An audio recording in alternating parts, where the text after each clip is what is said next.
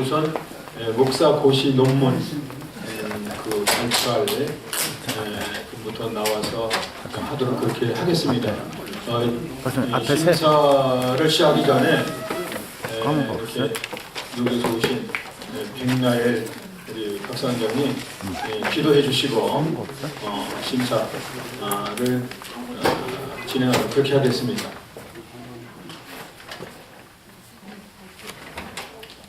같이 기도드리겠습니다.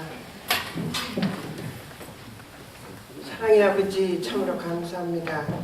주님께서 예정하여 주시고 주님께서 이 길을 걸어가게 하신 예수의 대학교를 주님께서 함께하여 주셔서 오늘 또한 거룩한 졸업식을 맞게 하여 주심을 감사합니다. 이 졸업식에서 참으로 저희가 많은 은혜와 하나님의 그 무한하신 사랑을 깨달을 수 있는 아버지 귀한 시간이 될 수 있도록 하여 주시고 졸업생과 온 학교의 교직원들과 학생들과 이 모든 일에 주님께서 함께하여 주셔서 그 걸음을 잘 인도하여 주시고 앞으로의 하나님을 참 부르는 귀한 일에 높이 성우를 부를 수 있는 귀한 대학이 될 수 있도록 주여 인도하여 주시옵소서. 또한 오늘 또 이렇게 귀한 논문 발표 시간을 갖게 됨을 감사합니다. 연구하는 우리 졸업생들에게 주님 함께하여 주시고 그들이 더욱더 하나님을 의지하며 주님의 모든 일들을 그 말씀에서 연구하며 하나님의 그 귀한 높은 뜻을 잘 전하며 참으로 앞으로의 그 길을 잘 축복해 주실 줄 믿사오니 이 길에 주님 함께하여 주시고 항상 하나님의 그 거룩한 뜻을 잘 새겨서 참 우리가 서로 이 마지막 세상에 하나님을 잘 전하며 우리의 하나님의 그 귀한 뜻을 살피며 또한 하나님 앞으로 나아갈 수 있는 귀한 주의 종들이 될 수 있도록 인도하여 주시옵소서. 감사드리며 우리 주 예수 이름으로 간절히 기도드렸사옵나이다. 아멘.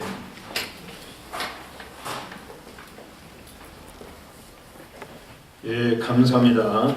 그러면 목사 고시 논문 발표부터 시작을 하도록 하겠습니다.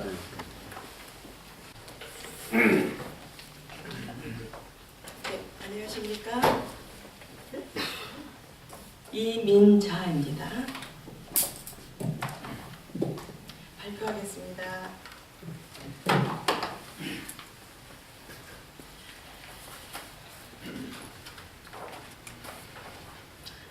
목사직의 성경적 목적과 태도를 논하라. 연구의 동기와 목적. 목회는 그리스도께서 이루신 구속의 사역을 계승하여 그 역사가 오늘의 사회 안에서와 심령과 인격 안에서 열매를 맺도록 봉사하는 것이다. 목사는 하나님께로부터 부름을 받은 사람이 어떤 직업을 선택할 때 자기의 소질과 능력을 생각하는 것처럼 목사는 소명이 있는가를 살펴보고 나서 목사가 되어야 한다. 하나님의 진정한 부르심을 받아야만 목사직을 감당할 수 있다. 목사로 부름을 받은 사람이 세상이 내게 제일 간절히 요구하는 것과 나는 무슨 일에 꼭 맞는가와 내가 이 직을 하지 않으면 화가 있으리라는 정도로 강요되는가를 살펴보아야 한다. 하나님의 부르심에 의하여 목사 안수를 받은 목사들은 교회에 의하여 목회를 대표하도록 구별된 사람들이다. 이것은 목사가 죄를 덜 짓거나 더 거룩하기 때문이 아니다. 이 세상에 있는 교회의 삶과 사명 안에서 다른 역할들을 통해 봉사하도록 하기 위함이다. 아무리 시대가 빠르게 변하고 사람들이 변하고 목회 이야기가 변해도 변하지 말아야 할 것이 있다. 그것은 목사가 하나님의 구원 사역을 수행해야 한다는 것이다. 하나님의 구원 사역을 수행하는 목사의 역할에 대하여 연구하는 것이 이 논문의 목적이다. 특별히 변화하는 사회에서 새롭게 요청되는 목사의 역할이라는 측면에서 우리 시대 목사상에 대한 연구가 필요하다. 네, 결론 말씀드리겠습니다. 변화를 예측할 수 없고 성도들이 원하는 것이 점점 더 많아져가는 이 시대에 목사로 부름을 받았다. 부름받은 사실을 다시 한번 확인하면서 목사의 역할에 비추어 본 목사상에 대하여 연구하였다. 첫 번째, 목사의 정체성에서는 목사의 명칭, 소명, 안수에 대하여 살펴보았다. 두 번째, 성경에 나타난 목사상에서는 선포자, 예언자, 청지기, 종, 목사로서의 목사상에 대하여 연구하였다. 세 번째, 교회 역사상 나타난 목사상에서는 초대교회 시대, 중세교회 시대, 종교개혁 시대, 근대교회 시대, 한국교회 역사상에 나타난 목사상을 연구하였다. 마지막으로 목사의 역할에 비추어 본 목사상에 대하여 연구하였다. 그 첫 번째로 제사장으로서의 목사는 예배 인도자이다. 두 번째로 말씀 선포자로서의 목사는 하나님의 종이다. 세 번째로 상담자로서의 목사는 내담자가 문제의 소재와 핵심을 발견하고 영적 성숙을 성취할 수 있도록 도와주어야 한다. 네 번째로 교사로서의 목사는 가르치는 사람이다. 다섯 번째, 전도자로서의 목사는 복음을 전할 사명을 지닌 자이다. 여섯 번째, 지도자로서 목사는 교회의 지도자로서 삶을 살아가야 한다. 일곱 번째, 인격자로서의 목사는 가장 윤리적인 존재가 되어야 한다. 목사는 하나님의 소유요, 하나님의 교회가 특별히 불러세운 사람들이다. 그러므로 사단의 지배하에서 저질러지는 사회와 구조적 불의와 인간 양심의 타락과 죄악과 싸우며 하나님의 의를 이 땅에 실현하기 위하여 목사의 역할을 감당해야 한다. 목사의 역할을 감당하기 위해서는 목사가 이른 새벽부터 밤늦도록 일에 쫓기고 피로감과 좌절감과 배신감을 사귀느라고 진이 빠질 때도 있다. 그러나 목사가 예배를 인도하고 하나님의 말씀을 선포하며 목회 상담을 하고 가르치고 전도하며 지도자로서의 인격을 갖추기 위하여 최선을 다해야 한다. 그래서 하나님이 원하시고 이 시대가 원하고 사람들이 원하는 목사가 되어야 한다. 주님께서 사랑과 위로를 공급해 주시고 한 발 앞서서 손을 잡고 나아가시며 용기와 투지를 주심으로 감사와 감격이 있는 목사의 삶을 살아가기를 기대합니다. 감사합니다.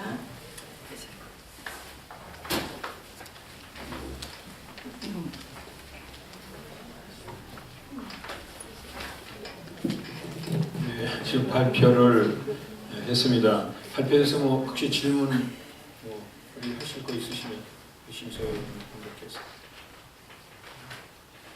질문을 하셔도 되겠습니다. 결론 부분에 네, 결론입니다. 나와서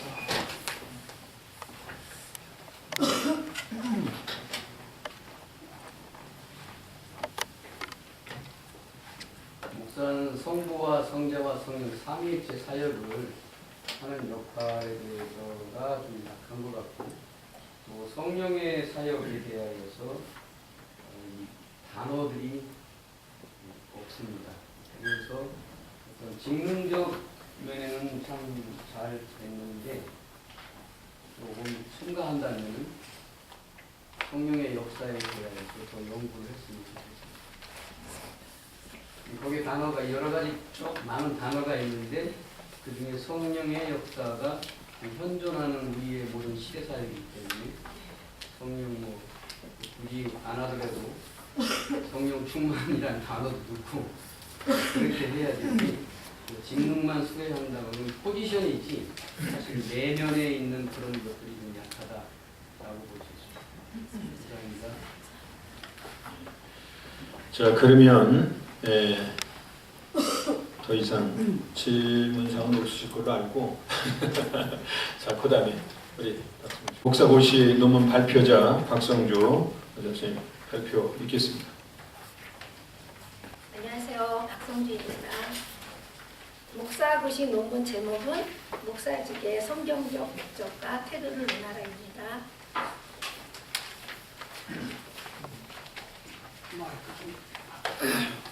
서론, 연구의 목적, 동기와 목적. 목회자는 많지만 참다운 목회자가 없다는 비판을 오늘날 한국 교회가 받고 있다.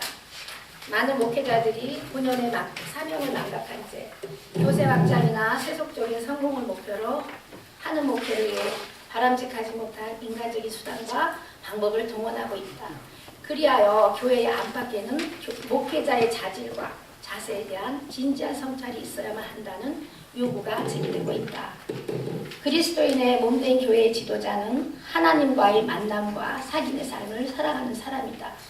목회자는 하나님의 은혜와 역사가 삶 가운데 나타나 그분만 신뢰하고 그분께 경배드리도록 해야 하는 하나님의 종이다. 하나님의 은혜 아래 있고 모든 일을 주 안에서 이루려고 하였으며 예수 그리스도의 목자상을 따라 살려고 한다면 당연히 인정을 받게 될 것이다. 그러나 근래 한국교회 지도자들이 목회자는 어리석고 무모한 팽창주의, 물량주의, 부도덕, 샤머니즘, 교권주의, 교파지상주의, 분열주의, 세속주의, 외식주의 등 무서운 질병에 의해 감염되고 있다. 목회자는 하나님의 말씀의 대언자요 교회의 지도자이며 모든 사람의 본이 되어야 한다. 그러기에 목회자는 바른 인격과 신앙 그리고 바른 삶을 살아가야 한다. 그렇다면 무엇보다 목회자들은 누구를 닮은 목회를 할 것인지에 대한 관점을 가지고 바른 목회자상을 가지는 것이 바람직하다. 새로운 목회 기술, 신학, 방법도 필요하겠지만 기본을 갖추는 것이 우선되어야 한다. 목회는 그리스도께서 이루신 구속의 사역을 계승하여 그 역사가 오늘의 사회 안에서와 심령과 인격 안에서 열매를 맺도록 봉사하는 것이다. 현대에는 정신적, 심리적, 신체적으로 고민하는 사람들이 많이 증가하여 목회의 범위가 더 넓어지고 독특한 문제와 복잡성을 띠게 되었다. 목회는 하나님이 교회에 주신 은사이며 쉽지 않은 소명이요. 이 소명에는 위험한 모험이 따른다. 그러나 소명은 큰 은사이다. 본질상 목사의 자기 정체는 확립되는 것이 아니기 때문에 그 시대마다 목사가 어떤 일을 위하여 존재하는 것을 물어야 한다. 목사는 목사가 되기에 앞서 좋은 신자가 되어야 하고 신자이기 전에 먼저 순수한 인간이어야 한다. 양을 기르고 치는 일을 하는 자로서 적절한 판단과 부동의 신념과 깊은 동정심을 가지고 적절한 충고와 최선의 해결책을 모색해야 한다. 그리고 배우는데 겸손하여 평생 꾸준히 배우는 사람이 되어야 하고 가르침으로 후대에 유산을 남겨야 한다. 하나님의 부르심에 의하여 목사 안수를 받은 목사들은 교회에 의하여 목회를 대표하도록 구별된 사람들이다. 이것은 목사가 죄를 덜 짓는다거나 더 거룩하기 때문이 아니다.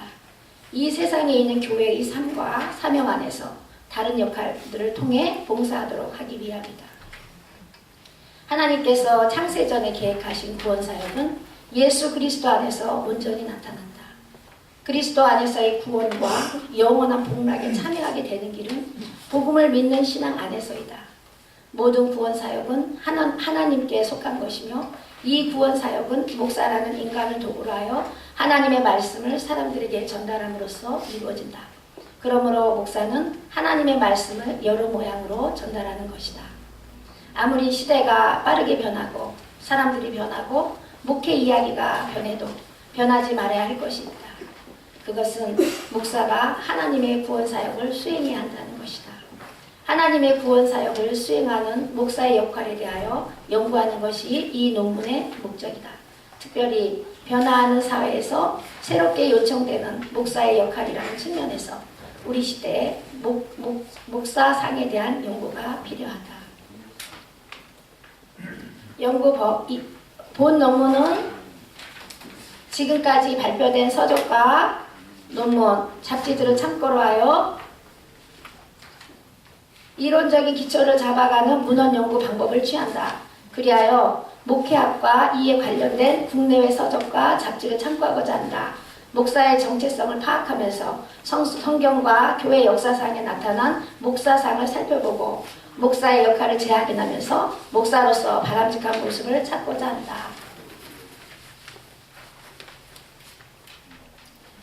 결론.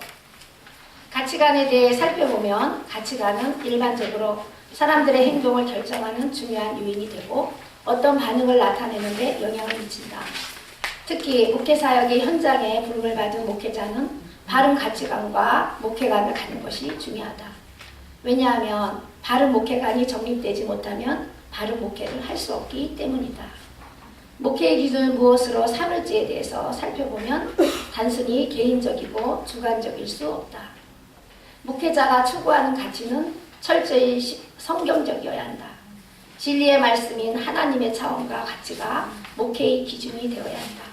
왜냐하면 내 생각은 너희 생각과 다르며 내 길은 너희 길과 달라서 하늘이 땅보다 높은 같이 내 길은 너희 길보다 높으며 내 생각은 너희 생각보다 높으니라 라고 하나님은 말씀하셨다. 성경에서 보여주는 목회자상은 죄를 지적하고 하나님의 나라를 선포하는 목회자상, 잃어버린 자, 버림받은 자, 상한 자를 위로하시는 목회자로서의 목회자상, 시대의 파수꾼으로서 세상 속에서 하나님의 계시와 통치를 전하는 예언자적 목회자상, 하나님의 사역에 충실한 청지기로서의 그 본분을 감당하는 청지기로서의 목회자상, 하나님과 세상과 교회를 섬기는 종으로서의 목회자상을 찾아볼 수 있다. 결국 예수 그리스도께서 보여주신 이상적인 목회자는 하나님의 말씀으로 사람들로 하여금 하나님과의 만남을 체험하게 하고 복음을 선포하여 사람들이 듣고 회개케 하며 하나님의 말씀을 가르쳐 지키게 하고 양을 먹이고 위로하고 그들을 격려하고 훈련하는 하나님의 말씀의 봉사자이었다. 특별히 예수 그리스도는 섬김을 받는 종의 모습이 아닌 섬기는 종의 모습을 우리에게 보여주셨다. 하나님과 동등됨을 취할 것으로 여기지 아니하시고 종의 형체를 입어 이 땅에 오신 것부터가 인간을 섬기는 주님의 모습을 잘 나타내주고 있다. 우리는 지금 급변하는 시대 속에 살고 있다. 국제화 시대니 지구촌 시대니 하면서 국경과 이념을 초월한 시대에 있다. 지리적인 거리의 단축뿐만 아니라 정보화 시대의 문명의 이기를 통하여 급변하는 시대를 절실히 느끼게 한다. 고도로 지식화된 사회가 우리의 현실이지만 정신적으로 소외당하는 계층도 나타나고 있다. 문명의 이기가 생기고 편리해지는 반면에 인간의 정신적인 공허감을 느끼고 사회에 적용하지 못해 지쳐지는 사람들이 있다. 시대는 급변하는데 불확실한 미래를 준비하고 오늘을 사는 목회자는 철저한 준비가 없으면 미래 사회 지도자로서 불합격이다.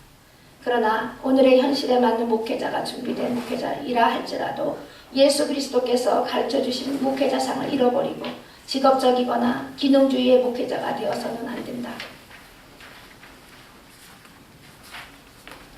이 시대의 올바른 목회자상은 급변하는 사회의 시대에 부응하면서 문제 속에 바르게 응답하고 이 사회를 밝혀주고 영혼을 진심으로 사랑하고 치료해줄 목회자이다.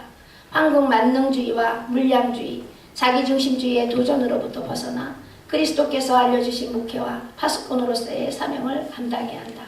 선포자로서 하나님의 말씀을 바르게 운반하며 영혼을 위해 봉사자로 상처를 치료하며 교회의 평신도를 교육하여 그들이 흩어진 교회로 사회에 나가 힘있게 봉사하도록 도우며 하나님의 나라를 이룩하기 위해 부단히 노력을 해야 한다. 하나님의 나라를 확장시키고 이 땅을 그리스도의 계절로 만드는 목회자야말로 하나님 앞에서 착하고 충성된 종이라 인정받을 것이다. 감사합니다.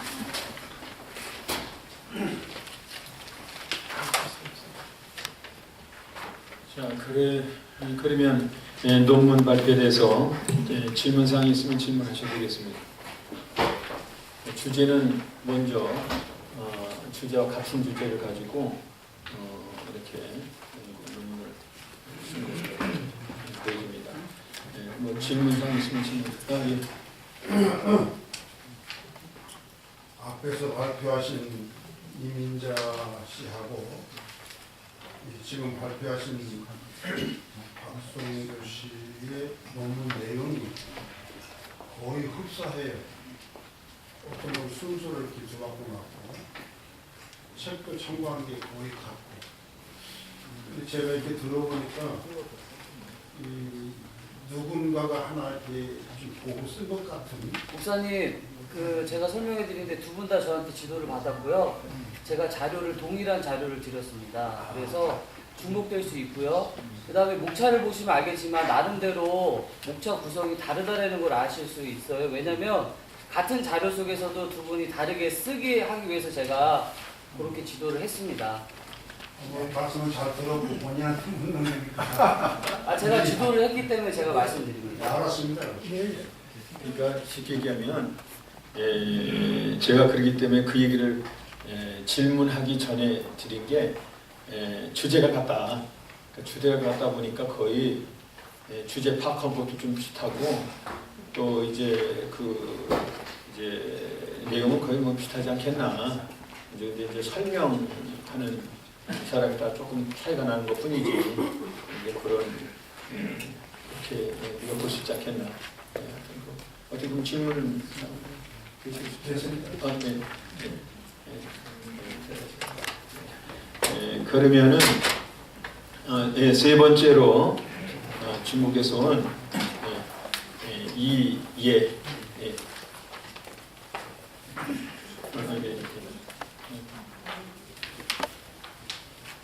안녕하세요. 저 이예입니다.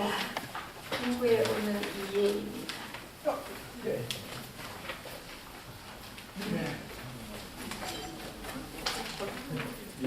예, 우리 교회 이에 우리 저기 선생님은 중국에 있는 남성 권명 중국어 학교 교장선생님이시고 이분은 중국 사람입니다. 그래서 한국에서 한 15년 동안 사셨고 현재 중국에서 살고 계시면서 특히 우리 선교사님들 목사님들이시죠.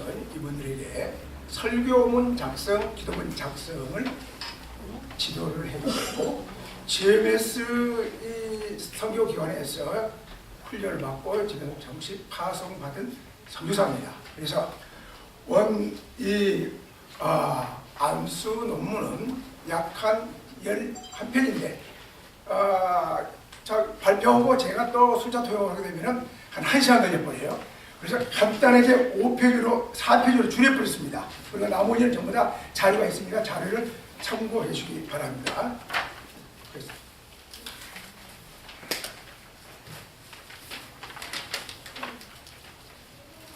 我的论文的题目是简述从圣经的角度看牧师职分的目的和態度。 예, 똑같습니다. 목사직의 논문 제목은 성경적 목적과 태도를 약설하라는 이런 제목으로 논문을 썼습니다. 네. 序论，本论文是讲述牧师职分的意义，对照一下自己与这职分来世上做侍奉工作的耶稣是否有关，就可以看出现代的牧师不是被尊敬的对象，反而是被批评的对象了。让我们来审视和思考这职分的重要性，提出。 서론에서 첫 번째, 본 논문은 목사 직분의 의의를 살펴보고 그 직분이 섬기는 종으로서 오신 예수님의 사역과 관련이 있는지를 조명한 후 그것이 존경보다는 비판의 대상이 되고 있는 현대의 목사직에 주는 중요성을 생각해 보고자 합니다. 提出今天的牧会在向着什么方向走？这问题的准麦亚德博士说，不是以基督的观点去理解教会的意义，只知道以身俱来的做事方式去做教会事业和经营教会，这种倾向的势力是值得忧虑的。 오늘날 목회는 어디로 향하고 있는가라는 질문에 존 메가드 박사는 그리스도의 관점에서 교회를 이해하지 않고 단지 일이나 사업을 경영할 줄 아는 타고난 강한 리더를 양성해내는 경향이 세력을 얻고 있는데 이것은 염려스러운 일이다. 我们的主耶稣所希望的，并且常常描绘的属灵的领导人，是谦逊而辛劳工作的牧者。所做的工作不是属世的野心，而是以圣经的命令为依据，根据圣经去牧会，就可看到他的工作是祷告、敬谦、敬拜、养育信徒，以仆人的态度去侍奉，去怜悯众人。 우리 주님이 원하시고 자신을 묘사하실 때 자주 사용하셨던 영적 리더십의 비유는 겸손과 수고로 일하는 목자다. 모든 사역이 세상적 야망이 아닌 성경적 명령에 근거해야 한다는 것과 성경에 근거한 진정한 목회가 기도, 경건, 예배, 제자 양육 또 종으로서의 섬김, 국류를 포함한다는 것을 보여준다. 本论一，教会的牧会的再发现，有很多福音主义者，他们不顺从圣经的话语，而只是以世人欢迎的方式去满足他们。这样的教会肯定会被天父指责的。再回答，应该是什么样的人来做牧师？牧师是做什么事的？怎样才可以做成合乎圣经话语要求的牧会？这些问题时，我们要主动去做合乎圣经话语的准备。 본론 첫째, 목사의 재발견. 많은 복음주의자들은 성경 말씀을 따르지 않고 인간들이 환영하는 방법과 욕구를 채워주는 방향으로 나아가고 있는 교회들은 하나님의 책망과 대상이 될 수 있다. 목사는 어떤 사람이 되어야 하고 무엇을 해야 하는가와 어떻게 말씀에 합당한 목회를 할 수 있는가라는 질문에 답함으로써 하나님 말씀에 합당하게 스스로를 재정비해야 할 것이다. 二，牧师是谁？应该做些什么事？在彼得前书5章1节到3节，已经告诉我们，做牧会的领导者是他的根本原理，那就是谦逊。牧养羊群，谦逊是作为仆人的根本，对上帝能力的确信，对真理的献身，以上帝旨意的委任。上帝是正直的，也要强迫自己做到正直，还包括了荣耀主的强烈的热情。牧养父神的羊，主要是要给羊吃的东西。此外，要监督好羊的话，牧者应该过模范的生活，不以恰当的心态去做自己的事是不对的，以正当的手段去获取利益也是不可以的。牧师只能顺从圣经的命令，勤奋地去工作，甚至以经受工作中的苦难。 둘째, 목사는 누구이며 무엇을 해야 하는가? 베드로전서 5장 1절부터 3절은 목회자의 리더십의 근본 원인에 대하여 겸손하여 양무리를 치라 말씀하신다. 겸손은 종의 표본이며 하나님의 능력에 대한 확신과 진리에 대한 헌신, 하나님 뜻의 유힘, 하나님의 전지하심에 대한 강제, 하나님의 영광을 위한 강한 열정이 포함된다. 하나님의 양을 치는 일의 주된 목적은 그들을 먹이는 것이다. 이외에도 목자는 양을 감독하며 모범적인 삶을 보여줘야 한다. 목자는 마지못해 하는 심정으로 자신의 일을 해서는 안 되며 금전적 이익을 위해서도 안 된다.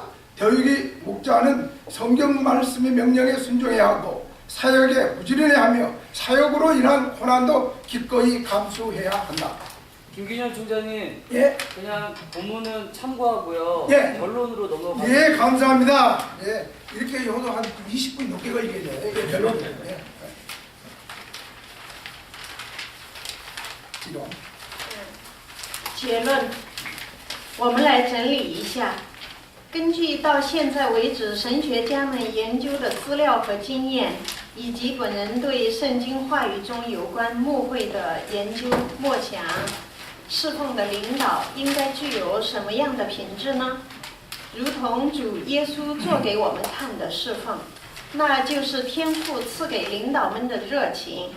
我以后再对天父的百姓，无论是对教导圣经话语，还是按圣经的教导去牧会，都要以恰当的身份去担当，带着父神所赋予的使命，不只是传福音，要像主耶稣一样，把福音的内容在自己的生活中行出来，做耶稣一样的牧者、仆人、使者，不要突出自己，任何时候都把所有的荣耀都归给神。 결론을 말씀드리겠습니다. 지금까지 목사에 대하여 신학자들의 연구한 자료와 경험들을 정리하였다. 이제 본인은 성경에서 말씀하고 있는 목회 성경관을 연구, 묵상하며 성김의 지도자가 갖춰야 할 것이 무엇인가라는 질문을 해본다.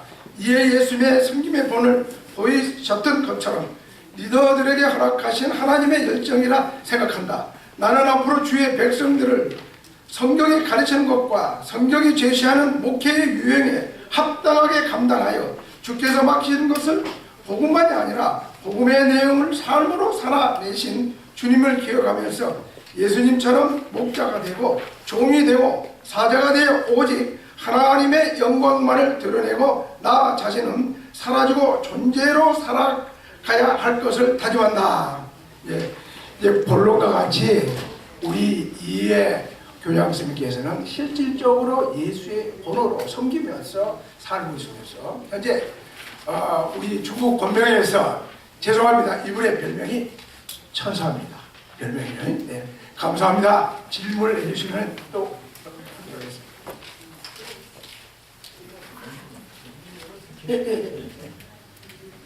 우리 김규현 박사님이 통역 화신이라고 이렇게 여러 번 쓰셨는데 사실은 통역했기 때문에 배로 걸린 겁니다. 시간이 사실은 그냥 직접적으로 했으면 뭐 그렇게 안 긴데 어떤 그 질문하실 게 있으시면 주제는 다 같습니다. 지금 보니까 목사님이 지금 논문 쓴 분들이 세 분이 동일한 주제를 가지고 했기 때문에 사실은 뭐 거의 내용도 같다고 봐야 되겠죠. 조금 이제 각자 조금 이제 차이 나는 어떤 표현 뭐 이런 것들인데 어떤 여러분 또 질문사항 있으면 질문해 주시기 바랍니다. 뭐 없으시면 없으신 걸로 그렇게 생각을 하고 자 그러면 우리 목사고시 들어가십시오. 목사고시 이제 논문 발표를 마쳤습니다. 마치고 이어서 그냥 바로 진행을 하도록 하겠습니다. 학위 논문 발표 이렇게 진행을 하도록 그렇게 하겠습니다. 그러면 학위 논문 먼저 박성주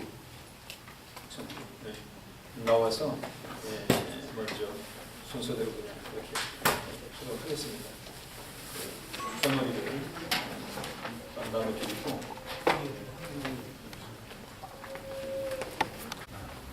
나눠주시면 수고가 하십니다.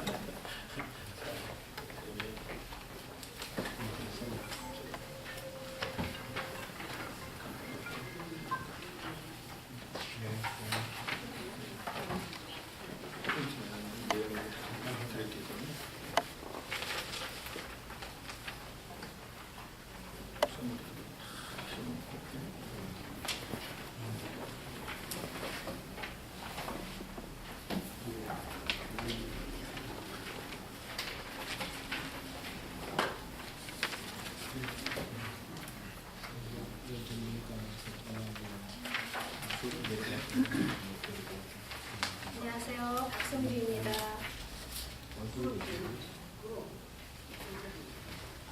성경적 복음주의 설교에 관한 연구가 제목입니다.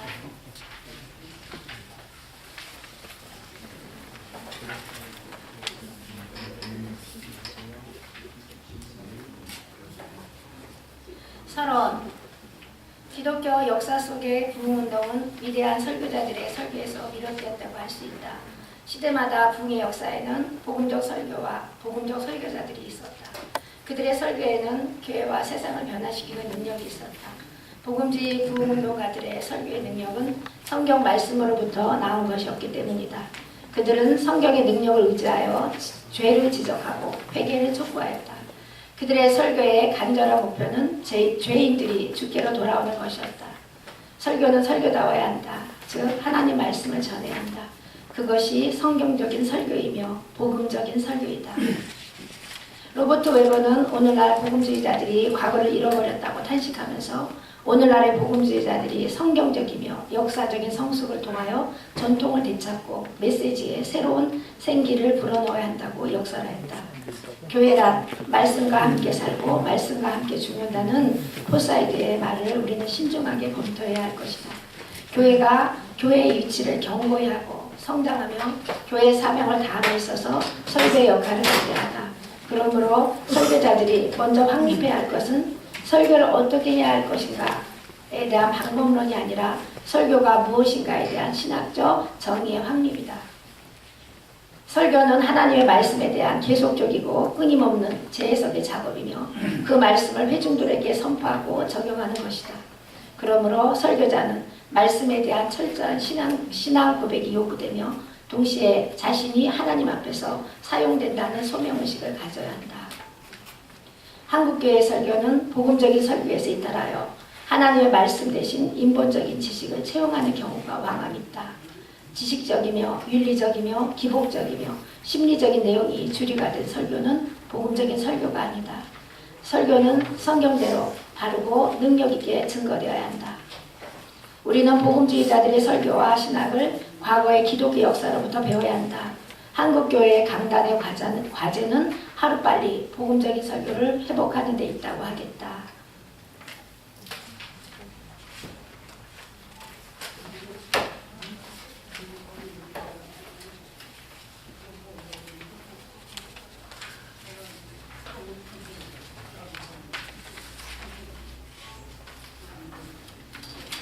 결론, 요약. 구약의 선지자들과 신약의 사도들은 어떤 환난과 핍박에도 굴하지 않고 하나님 말씀을 바르게 전했으며 엄중하게 청중의 죄를 지적하고 회개를 촉구하는 한편 위로와 소망을 주는 메시지를 잊지 않았다. 설교자의 모범이신 예수님도 그리하셨다. 성경적 설교란 시대를 초월해서 한결같다. 즉 하나님의 말씀을 바르게 전달하여 듣는 사람의 마음을 움직이고 삶을 변화시켜서 하나님께로 향하게 하는 것이다. 설교는 신학과 불가분의 관계에 있으며 설교의 광의의 개념은 하나님 말씀을 바르게 전하는 것이다. 설교는 하나님의 말씀을 전하는 것이므로 올바른 설교사에게 사역을 위해서는 신학의 도움이 절대적으로 필요하다. 신학은 설교자에게 설교의 본래의 위치와 역할과 가치를 찾아주고 올바른 설교가 되도록 비판하고 감독하는 기능을 한다. 진정한 설교는 예수 그리스도의 성육신과 십자가의 죽음과 부활을 통해서 이루어 놓으신 하나님의 구원의 진리가 하나님께 부르심을 받은 설교자에 의해서 오늘의 시대 안에서 오늘의 개개인의 구원의 사건으로 현재화하기 위하여 선포되어지는 구원의 행위이다. 그러므로 설교자에게는 신학의 정립이 필수적이다. 그러나 신학은 설교의 봉사자 위치에 머물 수밖에 없는 한계성을 가지고 있다. 복음의 어원은 헬라어 유앙겔리온이다. 유앙겔리온의 뜻이 기쁜 소식, 복된 소식인 것처럼 예수 그리스도의 이 땅에 오심은 참으로 기쁜 소식이다. 복음이란 말은 그리스도의 죽음과 부활이 죄사함과 새로운 인간성을 가져다 준다는 메시지를 믿는 모든 사람에게 적용한다. 존 웨슬리에 의하면 복음이란 하나님이 세상을 사랑하셔서 구원자 그리스도를 보내시고 인간의 죄악을 예수님께 담당시킨 것이다. 한국교회가 직면한 설교의 위기 상황은 크게 비성경적인 설교와 자유주의 신학의 확산, 포스트모더니즘 시대의 탈진리화 현상, 현대의 편리성 등을 들 수 있다. 성경적 복음주의 설교의 반영성의 초점은 예수님이시다. 예수님은 균형 잡힌 성경적 설교의 모델을 제시하셨다. 예수님의 설교는 완전하셨다. 예수님의 설교에는 성경에만 집중하여 청중의 상황을 놓치는 권위적이고 일방적인 전통적 설교의 단점이 없으셨고 청중에게 들리는 설교를 한다고 하면서 정작 전해야 하는 성경의 하나님의 말씀을 온전하게 전하지 못하는 현대 설교의 가오가 없으셨다. 예수님은 분명한 하나님의 뜻을 신적인 권위를 가지고 증언하셨으며 방법적 측면에서도 연역적 방법과 귀납적 방법, 대화적 방법을 두루 사용하셨다. 예수님은 하나님의 말씀과 청중의 상황을 동시에 중시하는 균형 잡힌 설교자이셨다. 예수님은 우리에게 진정한 설교자의 모범이 되신다. 재현. 필자는 성경적 복음주의 설교를 위기에 처한 한국교회의 설교 대안으로 제시했다. 성경은 정확무한 하나님의 말씀이다. 그리고 구세주 예수 그리스도의 이야기이다. 그러므로 한국 강단의 설교는 마땅히 성경적 복음주의의 설교를 지향해 가야 할 것이다. 그러나 성경적 복음주의 설교가 한국 교회를 위기에서 건질 수 있다고 낙관하지는 않는다. 솔직히 그 결과에 대해서는 매우 회의적이다. 뛰어난 복음주의 설교자인 웨슬리, 휘필드, 에드워드가 살아나서 설교를 한다 해도 영적으로 깊이 잠든 한국 교회를 깨울 수는 없을 것 같다.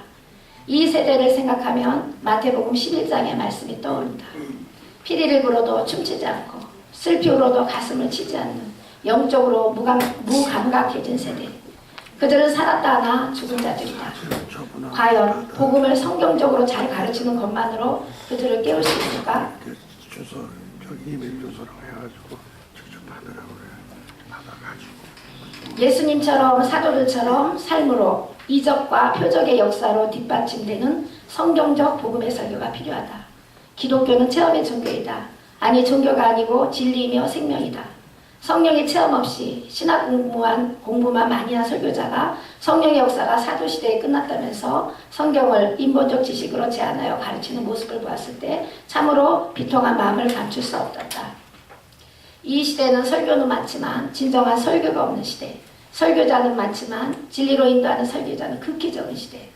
그러므로 강단에서 앞으로 설교를 할 사람으로서 막중한 책임감을 느끼며 제언을 마친다.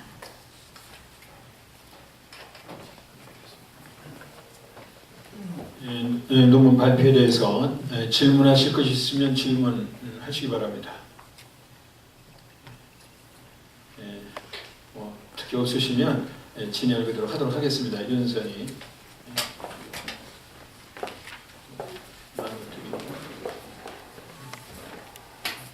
MDB 논문 발표 서머리하게 된 윤선희입니다. 저는 교회 음악을 통한 전인 치유 사역에 관한 연구에라는 제목으로 논문을 썼고요. 이 논문의 연구의 목적은요. 음악이란 하나님께서 우리에게 주신 가장 귀한 선물 중 하나입니다. 최근 들어 음악을 매개로 하는 치료에 관한 연구가 점차 증가하고 있는 추세인데요. 이 일반 음악과 교회 음악, 치료와 치유에 대한 좀 더 분명하고 명확한 개념의 정리의 필요성이 요구되고 있으며 특히 교회 음악을 통한 치유 사역은 아직도 모호한 상태로 이해되어지고 있는 바 본 연구를 통해 전인 치료 사역에 반드시 선행되어져야 할 기본을 충실히 다지는 데 그 의의를 두며 연구에 임하였습니다. 교회 음악과 음악 치료는 음악이라는 공통점이 있지만 전혀 다른 분야입니다. 교회 음악은 음악의 본질 위에 세워진 것이 아니라 교회의 본질에서 나온 것입니다. 찬양이라는 뜻은 어떤 대상을 칭찬하다라는 뜻입니다. 성경에서 언급되고 있는 찬양은 음악과는 관련이 없는 용어입니다. 이는 음악이 개입되지 않더라도 찬양의 본질적 의미는 전혀 영향을 받지 않는다는 뜻입니다. 찬양과 교회 음악은 같은 용어라고 볼 수 없고요. 오히려 찬송과 교회 음악이 같은 용어라 그런 의미를 갖고 있다고 볼 수 있습니다. 그 음악 치료는 치료를 하는 데 있어서 음악이 개입되는 것이고요. 그리고 또 이게 전인 교회 음악을 통한 그런 치유 사역은 우리가 음악을 통해서 하나님께 온전한 예배를 드릴 때 하나님께서 그 성령의 임재를 통해서 우리에게 주시는 치유를 말하는 것으로서 그 의미와 개념이 서로 많이 다르다고 보시면 됩니다.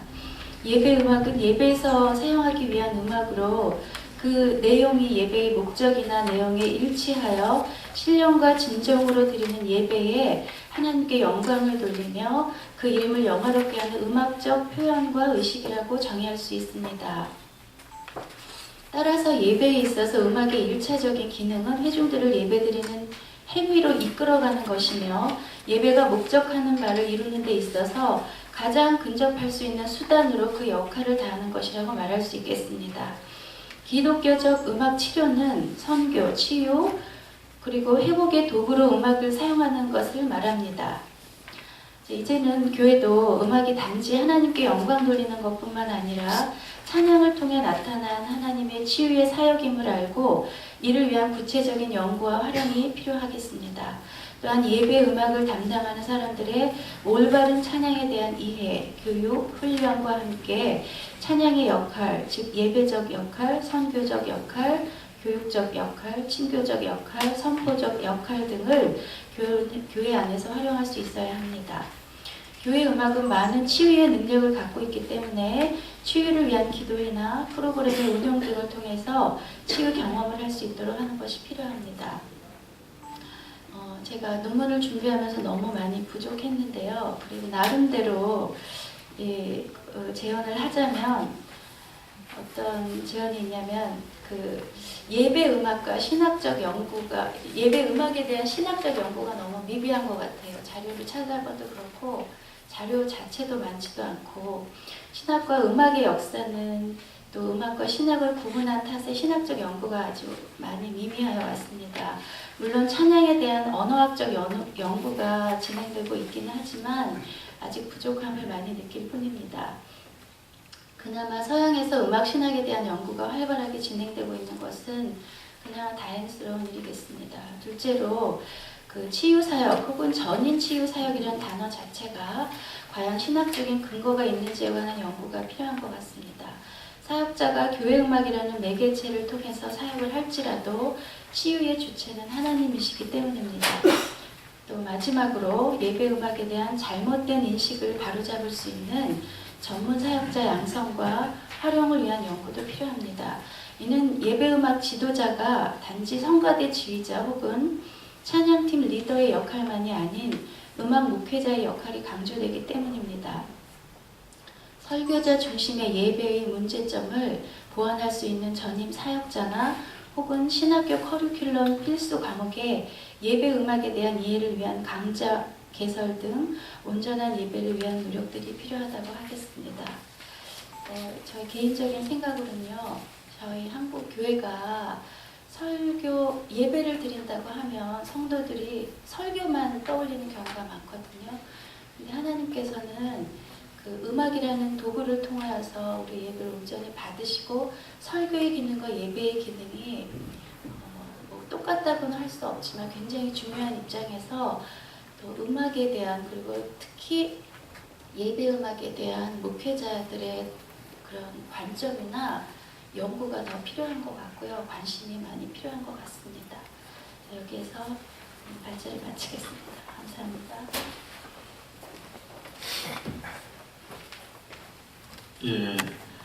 지금 논문 발표에 대해서 질문사항 있으시면 질문을 하셔도 되겠습니다.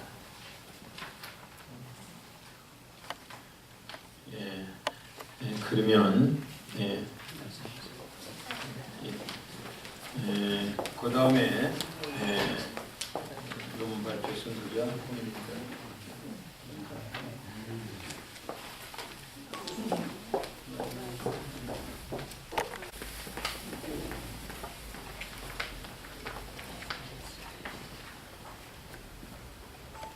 안녕하십니까.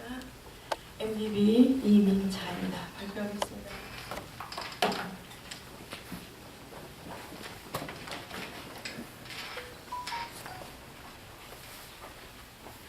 성령의 은사 활용에 관한 연구, 서론, 연구의 의의와 목적. 하나님께서 은사를 성도들에게 주신 것은 이 땅에 예수 그리스도의 몸된 교회를 올바로 세우기 위함이다. 그러므로 은사는 개인의 사생활에 유익을 위함이 아니며 절대적으로 은사 받은 자가 교회의 지체로서 유익되게 쓰임 받도록 하십니다.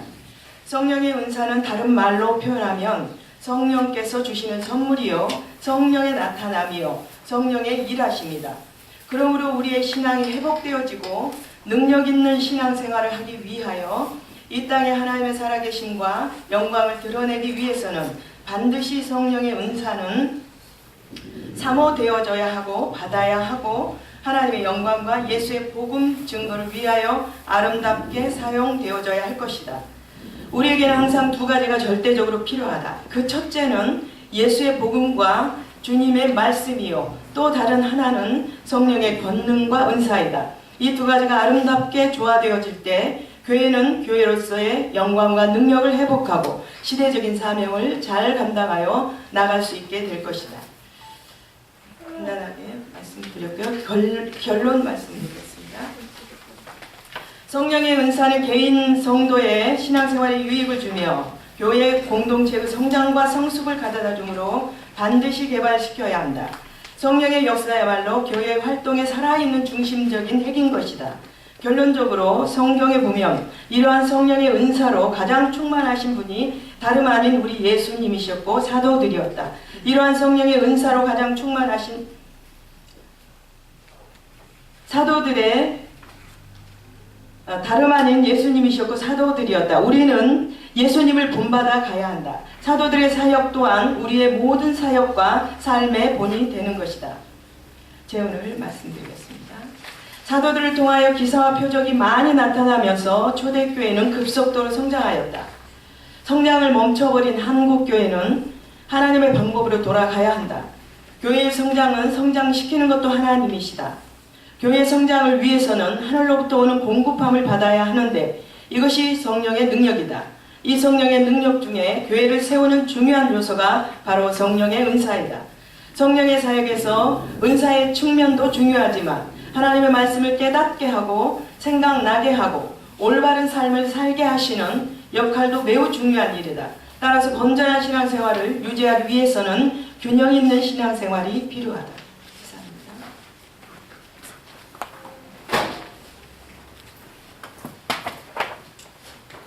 감사합니다. 이성의 논문 발표에 대해서 질문사항 있으면 질문하셔도 되겠습니다.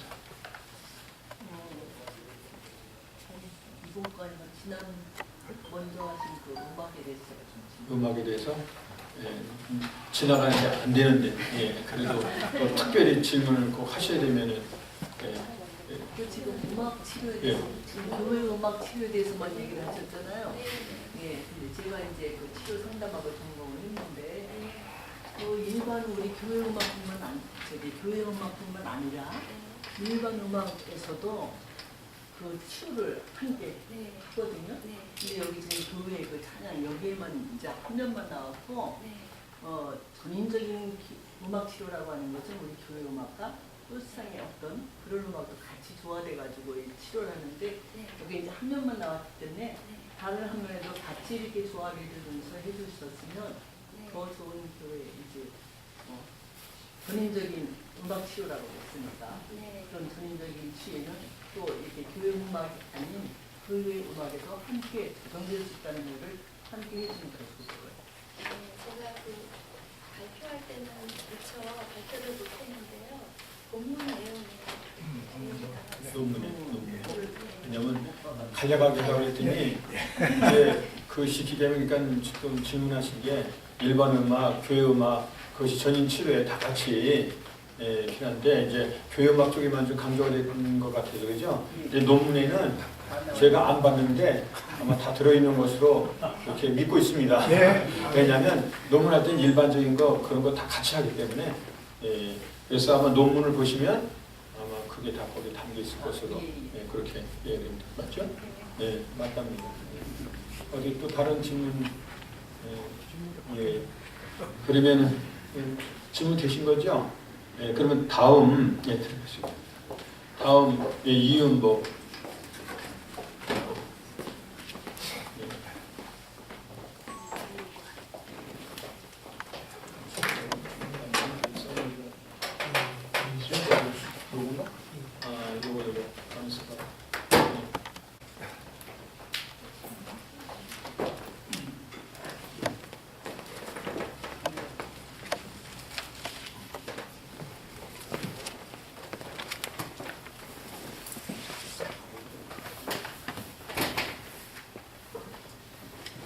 안녕하십니까, 이윤복입니다.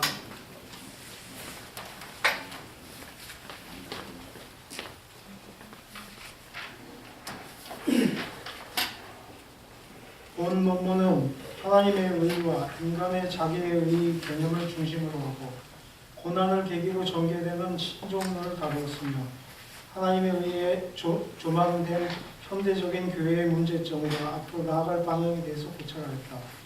인간의 자기의의 측면에서 고난을 부정적으로 인식하는 현대의 심리학의 추세는 성경에 하나님에 의해 비춰진 하나님의 고난과 양립을 시도하려는 현대 기독교 심리학의 문제점이 있다고 할 수 있다.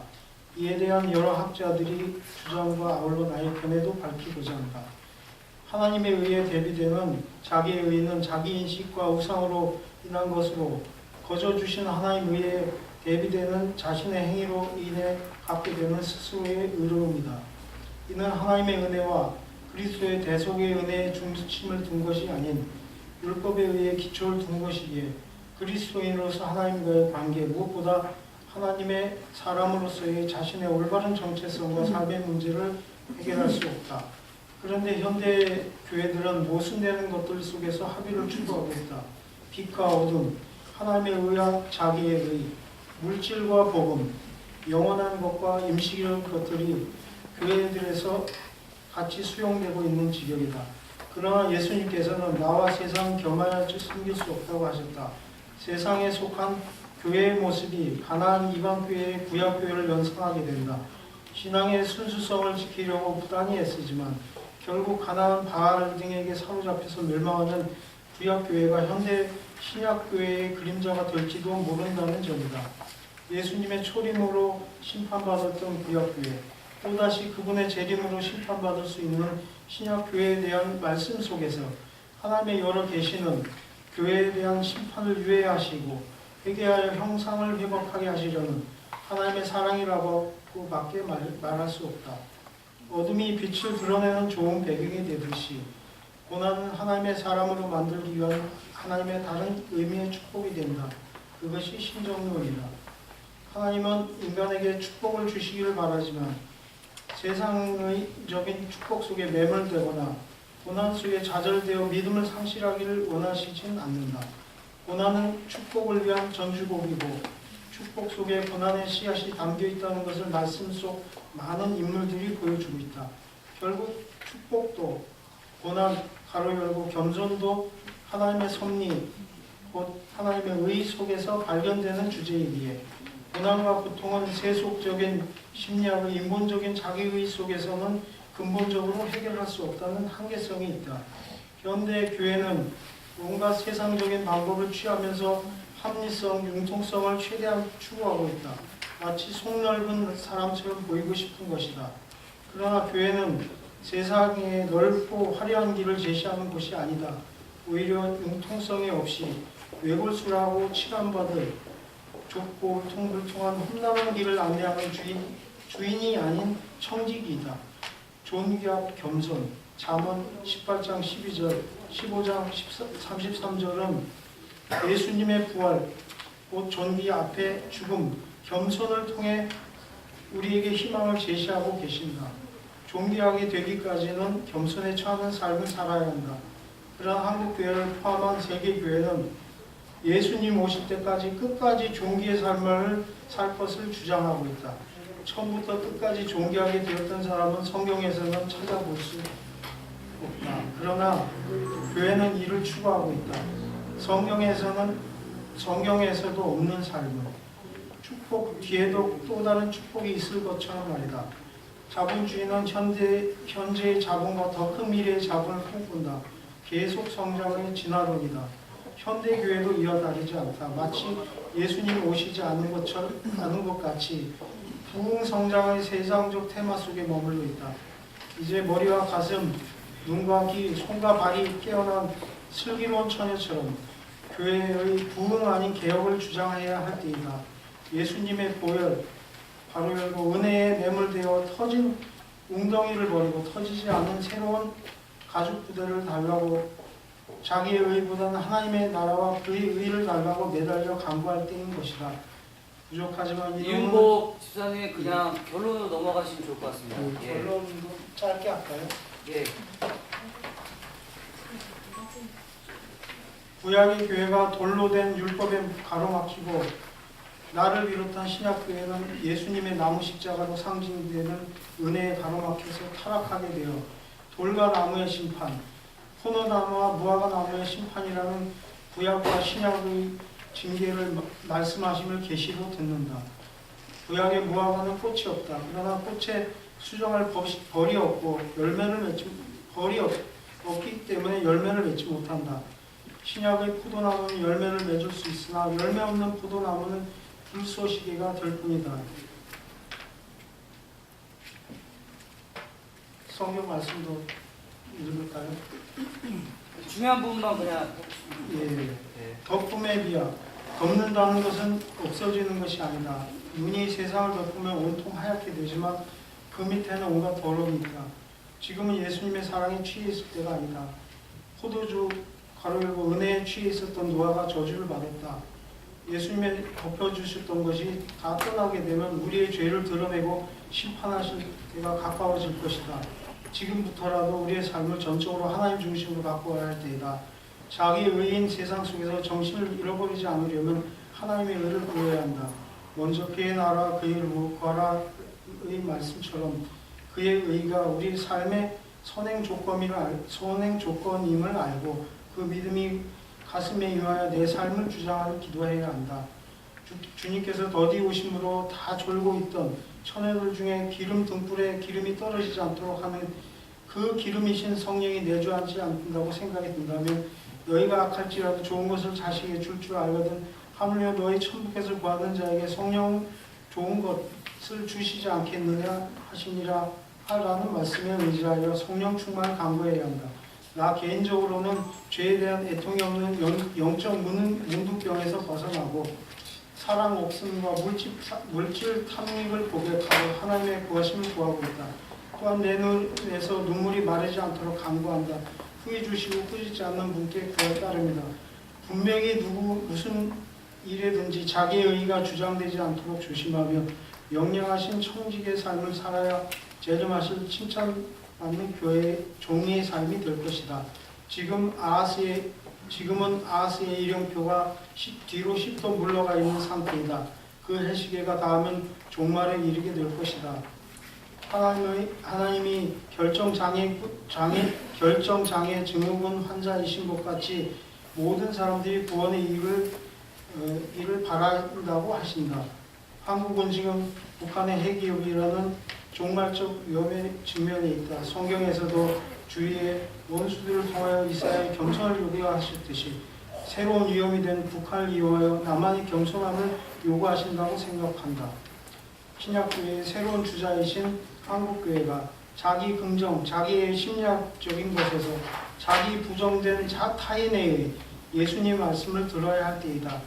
그리고 주님을 사랑하는 자가 귀가 뚫려 하나님의 음성을 듣듯이 우리의 자기의 의의는 십자가에 못 박고 전심으로 하나님의 의를 구하며 하나님의 사랑에 온전히 거하여서 세상 속에 매몰되어 세상과 함께 멸망에 이르지 않도록 신약교회의 새로운 선두주자 동방의 고레스가 되어주기를 간절히 기도합니다.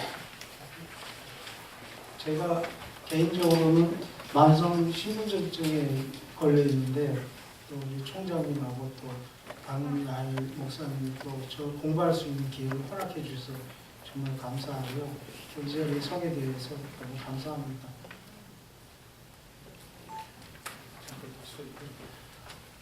네.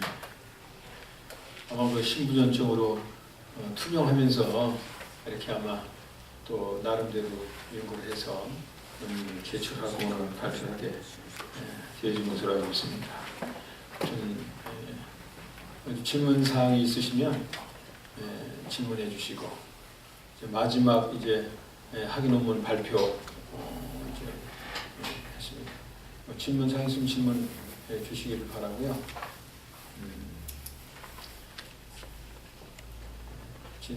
질문 사항은 없으신 걸로 그렇게 생각하고 예? 박수로? 예. 박수 쳐주자고. 그래서 또 지금까지 또 발표하는 분들이라든가 또 투병 중에 또 이렇게 논문을 써서 또 발표한 또 그래서 또 박수를 이렇게 치자고 주셔가지고 다시 한번 박수 힘차게 쳐주시죠.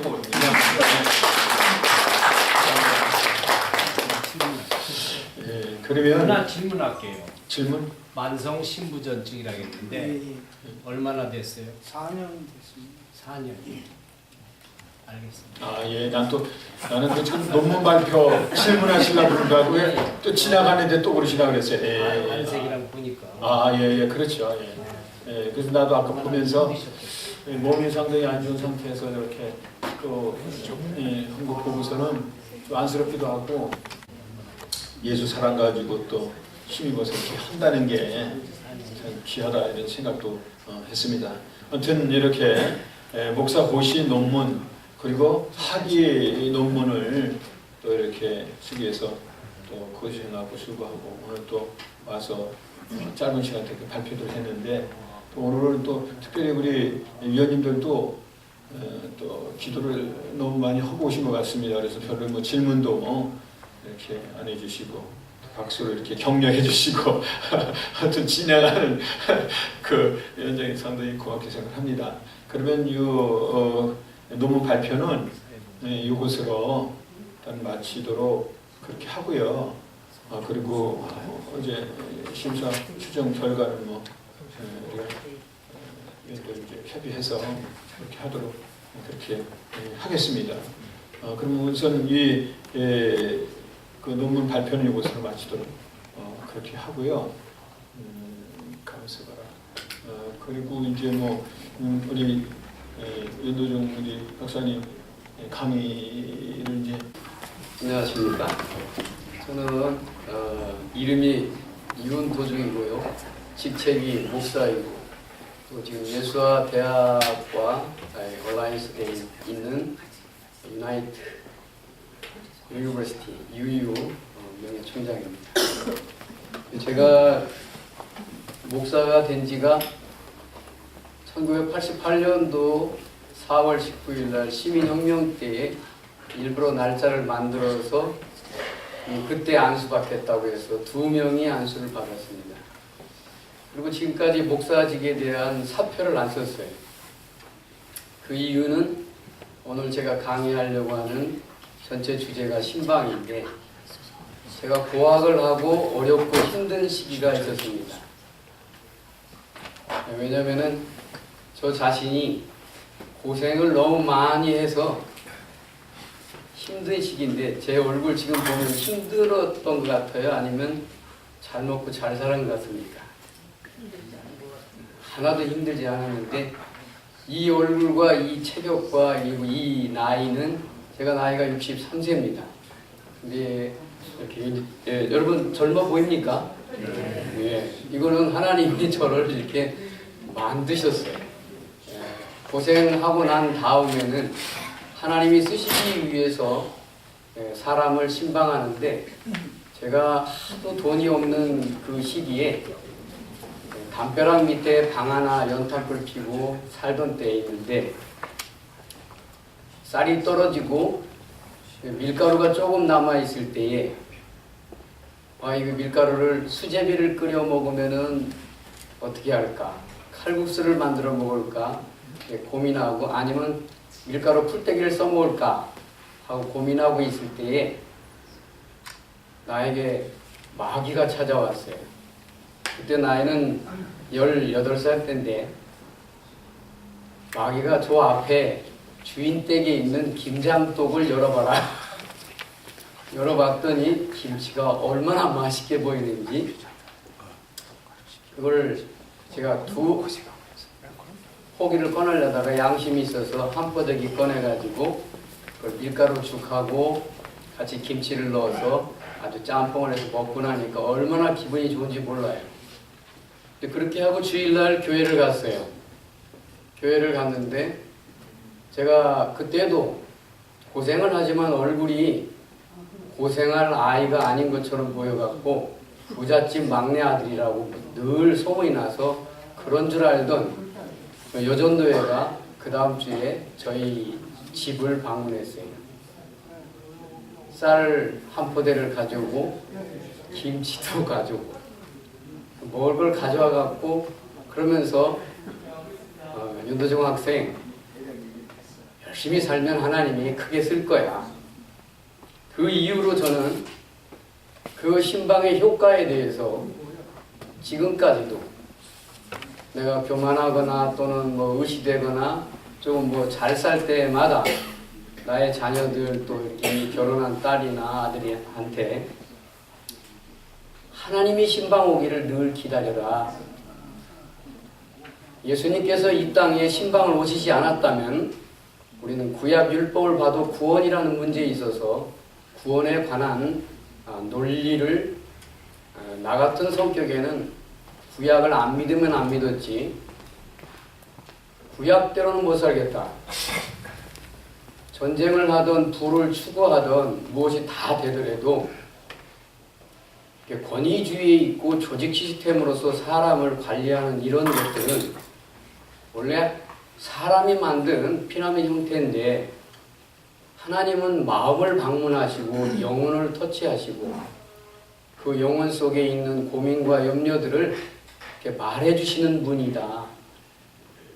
그것이 흔히 말하는 성령의 감화와 감동이라는 신학적 용어를 쓸 수도 있지만 사람이 사귀려면은 만나야 되고 우리가 영혼의 눈이라고 하는 이 눈을 서로 이렇게 보면서 이야기하고 그래야 비로소 이 사람이 진짜인지 대화를 하더라도 눈을 보고 그 영혼의 빛깔을 볼 때에 요즘 얼마나 서비스 언어가 많습니까? 그냥 이뻐 이렇게 막 해주면 하나도 안 이뻐요. 하나도 안 이쁜 여자에게 그러면 욕먹어요. 왜냐면은 어떤 상담학 교수가 자기는 원래 미웠는데 아마 세월이 요즘 의료 혜택을 받아서 얼굴이 곱게 보여가지고 자기의 본래의 모습을 모른다는 거예요.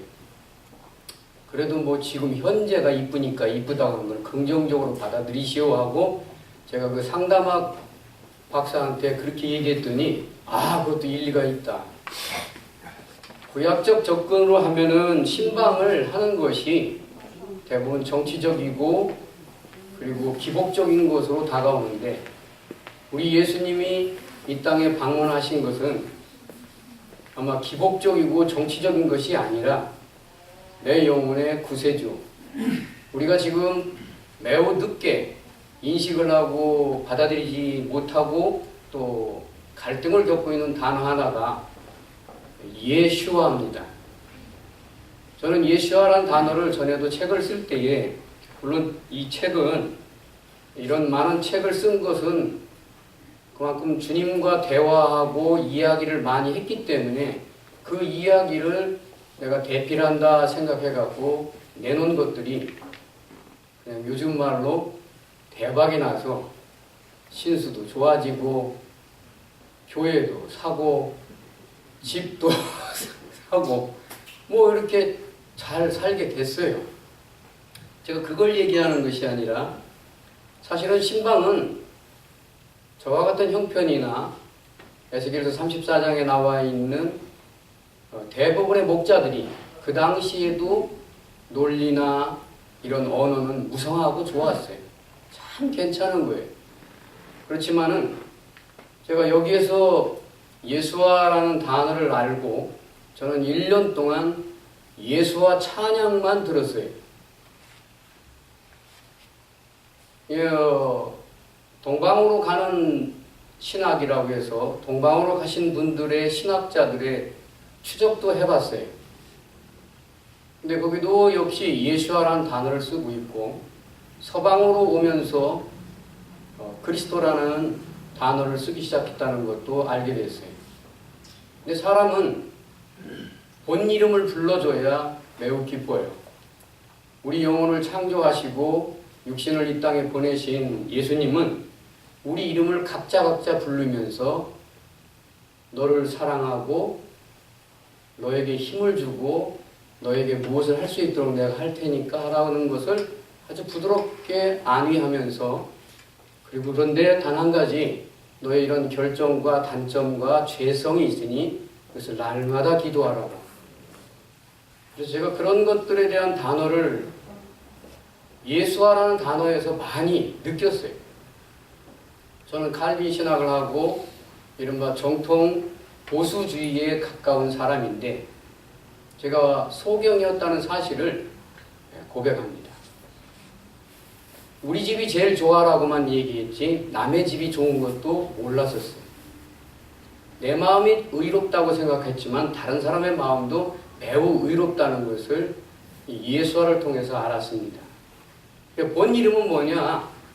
오늘 여러 가지 논문도 쓰고 다 했지만 이건 한 장르의 신학 속에서 또 한 개인의 편견 속에서 또는 돌아가는 현상을 보고 목사가 정의를 했지만 난 예수화가 왜 그렇게 동방 사람이나 서방 사람들의 메시아닉 계통이나 이런 사람들이 그렇게 많이 예수화를 외치는데 저는 그 예수화 찬양을 들을 때마다 눈물이 나와서 견딜 수가 없었어요. 많이 1년 동안 울었습니다. 그리고 다시 구약으로 거슬러 올라가서 이 예수와의 길을 미리 얘기하신 그리고 그런 모든 것을 모범을 보이셨던 엘리야 선지자를 보면서 정말 뜨거운 감동이 들어왔습니다. 우리는 좀 엘리야 같은 능력을 받을 수 없을까? 근데 우리한테는 그런 건 안 주셨어요. 근데 뭘 줬냐? 복음을 주셨죠. 예수야 이름으로 인하여서 또는 에녹이라는 이름도 다시 한번 생각해 봤어요. 우리가 신방이라는 것은 그 사람의 그 심령과 이름을 방문해서 그 사람이 지금 자신을 커버하고 살아가는 유일한 수단과 이 껍데기, 그게 이름입니다. 이 이름이 나를 커버해주고 이 이름을 통하여서 누구와 관계를 맺고 또 이름이 구원받기를 위해서 노력하는 저와 여러분이 됐으면 감사하겠습니다. 우리 자신이 이름에는 명예가 있고 그것은 한계적이지만 그러나 내 이름은 천국의 생명록에 기록되어 있기 때문에 우리가 전해야 될 사명이나 신방을 하는 근본적인 목적은 우리가 이야기하는 예수, 그리스도, 그분의 원 이름이 예수하고 그분이 원하시는 것이 뭐냐? 인류의 구세주 사역을 해서 그분께서 이야기하시는 내가 메시아다라는 것을 사람들에게, 전 세계 사람들에게 이야기해달라는 겁니다. 내가 예수와 메시아니까 1년 전에 이런 나에게 이름이 신방을 하면서 우리가 지금 외쳐야 될 소리가 뭐냐? 메시아의 사상에 대하여서 메시아께서 하실 일에 대해서 메시아가 다시 재신방 다시 한번 나한테 찾아오면은 인간적으로 살고 시대적으로 살겠지만 그것을 종교적인 철학 논리로서 하는 것이 아니라 단순하게 그냥 내가 어렵고 힘들고 괴롭게 살아가는 많은 사람들이 있는데 그런 사람들을 만나는 것을 좋아하라 이게. 요한복음 9장에는 소경이 있습니다. 날 때부터 소경이면은 더 이상 인생의 사망의 그림자로 사니 태어난 것을 저주할 수도 있는데 그 날 때부터 소경인 사람을 예수님이 늘 주목하고 보고 계셨어요. 그는 직업이 거지예요. 요즘 좋은 단어로 성경적 단어로 나사로 예수님이 늘 그 눈으로 신방하고 있듯이 불꽃 같은 우리 예수님의 눈이 우리를 늘 이렇게 주목하고 있는 신방도 하고 있습니다. 요즘 그것을 기계적으로 얘기하자면 카카오톡 신방이라는 단어가 될 수도 있어요. 사방에 나가면은 모두 카메라가 있다는 걸 의식하고 사역자들은 또 우리들은 그렇게 살아야 됩니다. 그리고 옆 사람이 내 말을 녹음하고 촬영하고 있을지도 모른다는 경각심을 가지고 우리는 메시아가 예수하다라고 말을 해야 돼요. 그런 것들이 촬영되면 더 좋겠어요. 그러나 이 말을 하면은 우리나라 교단 합동에서는 이단이라고 하고 또 어디서도 막 이단이라는 말도 해요. 근데 저는 오리지널을 좋아해요. 집안에 자식들이 많이 있지만 그래도 장자가 제일 잘났어요. 차자는 기분 나쁘겠죠. 그러나 모든 하나님의 자녀는 우리들이 양자가 되었기 때문에 하나님의 자녀로서 이렇게 하나님께 친자 대우를 받을 수 있다는 것은 대단한 긍지심을 줍니다. 이 소경이 예수님이 치료한 방법은 여러분들이 다 성경을 많이 읽었으니까 아시겠지만 진흙을 이겨서 눈두덩이에 발라준 것 자체를 보고 여러 가지 해석을 할 수도 있는데 저는 이 부분에 대해서 안경을 최초로 만드신 분께 제가 박수를 치자고 우리 교인들에게 설교를 했습니다. 여러분도 안경을 만드신 분에게 박수 한번 쳐드려요. 안경 안 만들면은 선글라스도 없고 망원경도 없고 아무것도 볼 수 없어요. 나이 되니까 저도 지금 현재 이건 돋보기 안경이에요. 원래 안경은 금태 안경이에요. 어디 갈 때는 선글라스를 끼고 안경이 되게 많습니다. 역할에 따라서 안경을 쓰면은 마음도 달라져요. 분명히 볼 수 있는 가치관이 소경은 가치관이 메시아를 기다리는 가치관뿐이 없었어요. 예수아를 기다리는 가치관. 왜 그게 본 이름이니까. 예수님이 알려준 거는 그가 누구인지 몰라도 고쳐졌다는 것에 대하여서 대단히 긍지를 느끼고 그때부터 간증을 하기 시작함으로 큰 종교적, 정치적 문제까지 연결되어서 아주 논란이 큰 사건입니다. 어쩜 우리는 이 세상에서 신방이라는 단어를 목표적 용어에서 빼기 시작하는 후부터 교회는 슬슬 사람들이 줄어들기 시작했습니다. 껄끄러운 사람 만나기 싫어하시는 분 많지요. 나를 미워하는 사람 만나는 거 어려워요. 특별히 빚쟁이가 오면 더 어려워요.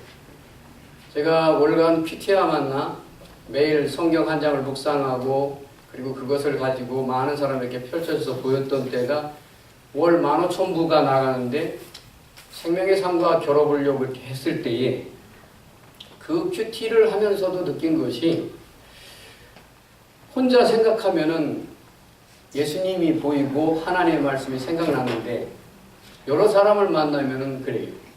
제가 왜 이 이야기를 하냐? 그렇게 잘 나가던 것이 7년 만에 점점 큐티를 안 하는 사람들이 많아져가지고 글씨로 안 쓰기 때문에 결국은 머릿속으로 끝나고 또 노래로서도 끝날 수 있어요. 그런데 부도가 났어요. 빚이 나한테 떨어졌어요. 인쇄소 빚쟁이가 저를 찾아올 때 제가 만나기를 원했을까요? 아니면 어떻게 했을까요? 미리 돈 달라기 전에 전화해서 전화 신방을 합니다. 사장님, 장로님, 빨리 우리 사무실로 오세요. 그러면은 그 사장님, 장로님 와요. 뭐요? 내가 돈 오늘 못 주게 돼서 오라고 했다고. 그러면은 장로님이 어이가 없어요. 대신 내가 다음 달엔 꼭 돈이 생기면 주겠다고. 그래서 약 1억이 넘는 돈 부도난 수표 3억을 가지고 그러면서 그걸 보여주면서 이것이 변하여 복이 될 겁니다. 그랬더니 장로님이 맨 마지막에 남은 돈 3천만 원을 제가 또 오라고 했어요. 그리고 이번에 3천만 원 마저 주는가 했더니 장로님이 말씀하시길 목사님 3천만 원 이제 안 받겠습니다. 그럼 저는 어떻게 해요? 굉장히 할렐루야죠. 그리고 밥값은 장로님이 내세요. 할렐루야. 그리고 껄끄러운 사람을 만나는 것 자체가 힘든데 신방의 은사를 받으면 저 사람이 나를 분명히 싫어하고 미워하고 욕하고 뒷소리 하는데 웃는 얼굴에 침 뱉을 수 없다고 해서 일부러 연습을 많이 해갖고 내가 뻣뻣하면 기름이라도 칠해가지고 이빨을 이렇게 6개나 8개 보여주면서 돈 못 줘서 미안하면 나 안 좋지? 나 싫어하지? 물어보면 그 사람들이 대부분 솔직한 사람을 싫어한다, 밉다 얘기해요. 근데 자주 그 사람을 만나다 보면요 나를 좋아하는 것들을 많이 경험했습니다. 이것은 우리가 예수님을 싫어한다고 하는 사람들이 너무 많다는 사실에 주안에서 우리들이 항상 신방이라는 것은 예수님이 이 땅에 신방했고 다시 재림하실 때 또 신방 오시면 세상이 종말이 오지만 우리가 개인의 사역으로서 목사로서 꼭 해야 될 것은 신방입니다. 신방을 하지 않고 대부분 저도 책으로 많이 사람 독자를 만났는데 내가 그 독자들이 나를 알아보고 막 책에 사인해달라고 그러면은 저는 저 사인 못합니다 그랬는데 그 다음서부터는 제 이름을 크게 써갖고 아주 사인할 때 기분이 매우 좋았어요. 오늘 홍성민 박사님 책을 저한테 뭐 철학적으로 본 교육하고 언론 책을 보면서 얼마나 기분 좋겠어요. 내게 있는 것 중에 육신도 불태워지거나 묻히거나 또 내 영혼이 하늘나라를 갔을 때는 그것이 나를 대변해서 말해줄 겁니다. 이 책은 사람의 심장과 뼈와 골수와 그 뼛속에 갇혀있는 근심덩어리 죄까지도 파내어주는데 읽는 것입니다.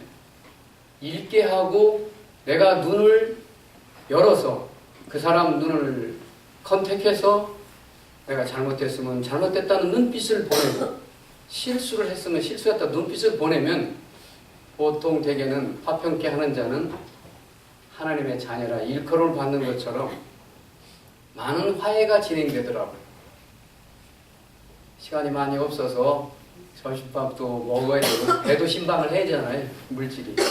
제가 이 자세한 이야기는 책에서 논리적으로 글을 쓰고 하는 거는 충분히 됐는데 제가 그래서 이 모든 결과물들을 한국 최초로 신방 대설교 사전을 1004편, 예화 1004편, 그 다음에 기도 1004편을 만들어 갖고 한국의 기독교계에 내놓고 신방을 자주 하시오. 신방에서 성공한 우리의 선배들 되게 많습니다 하고 여기다가 써놓고 이 책을 발간했는데 그것을 또 인정해서 한국기독교출판협의회에서 목회자부문 최우수작을 받았습니다. 그리고 이 예수와 신방이라는 책은 우리 현베드로 목사님 만나서 저에게 명예총장을 또는 명예박사를 준다고 해서 저는 그래서 어떻게 하면 이 예수와 한번 따라합시다. 예수와 나는 교회에서도 예수화를 합니다. 단어로 되냐? 메시아이신 예수와 곧 그리스도 예수 곧 그는 예수와 이 이름을 잘 기억해도 우린 천국은 그냥 갈 수 있습니다. 누구 아느냐 물어보면 예수하면 또 모를 수도 있고 아프리카 제가 5년 동안 다니면서 느낀 거는 동남아시아 선교지에 가서 느낀 거는 가서도 제가 예수 그리스도만 얘기했어요. 다음부터 만나면은 지금도 다른 사람 만나면은 그리스도는 정복시대의 사람들이 만들어놓은 신학이지만 예수하면 그냥 예수님의 이름을 본명을 부르는 사람들의 이야기다. 결국 서방신학과 동방신학이 추돌을 할 때 동방신학 자료는 많이 없어요. 찾아보려고 노력해도 없어요. 그러나 그들이 남긴 단어 하나는 예수라는 단어를 끝까지 시리아로부터 시작해서 했다는 사실에 이것이 1년 동안 제가 연구하고 찬양했던 결과입니다. 여러분들도 시간이 되시면 예수와를 찬양하세요. 그러면 새로운 성령의 신방이 오고 나를 들뜨게 하고 힘차게 할 것이니까 저는 오늘 이 모든 것에 대한 결론은 예수와께서 본명으로 우리를 신방할 때 그걸 받아들이세요. 영접하는 자, 이 책, 부자들은 책을 잘 만들어서 멋있게 할 수 있지만 돈 없는 사람은 그의 이름이 가슴속에 영혼 속에 새겨져 있다는 사실을 꼭 인지하시고 예수와에 대한 찬양 그리고 여러분들이 주변 사람들한테 그분의 본명을 설명하고 주장하면서 그리고 같이 그리스도도 얘기할 수 있어요. 그래서 동방에서 부르는 아라비아 크리스찬 메시아닉 계통의 그 찬양도 들어보시고 그러시면 여러분들이 지금까지 생각해왔던 많은 혼란한 것 중에 하나 일자가 정립되는 것은 예수님이 곧 다시 오신다는 거예요. 다시 오시는 것 생각하면 소름이 끼치며 책상을 치면서 감사하면서 설교 준비도 하고 기분이 아주 매우 좋아요. 이런 아름다운 메시지가 지금 통신으로 시작하지만 언젠가는 눈을 보면서 스테이지에서 또는 프레이스 공간에서 서로 보면서 저는 두 번 만났는데 벌써 많이 친해졌어요. 우리 소 목사님도 친해지고 차 박사님도 친해지고 바로 친해져요. 그러니까 이렇게 친해지는 것부터 시작해서 벌써 내가 나쁜 놈이 아니라는 걸 알아요. 여러분들도 꼭 여기 만나신 분들이 예수화에 대해서 알았으면 그걸 신방할 때마다 이 집에 예수화가 신방하시면 예수님이 신방하시면 눈이 떠지고 간증이 나오고 달라진다는 사실을 다시 한번 강조하면서 오늘 특강을 이것으로서 가늠하겠습니다. 감사합니다. 사실 우리 심사위원들은 또 여러 가지 어려운 여건에서 연구하고 또는 발표한 그 발표자에 대해서 박수로 아까 격려를 하셨기 때문에 다 논문 통과가 거기에 다 이렇게 동의하신 것으로 그렇게 생각을 하고 오늘 그 발표한 논문 발표자들 전원이 다 통과된 것을 이 시간 여기서 선언하도록 하겠습니다. 다 통과한 것으로 선언합니다. 우리 총장님 또 최종적인 또그 교체 있으셨습니다. 그러니까 그렇게 발표를 하도록 하겠습니다. 다 수고한 우리 발표자들 박수로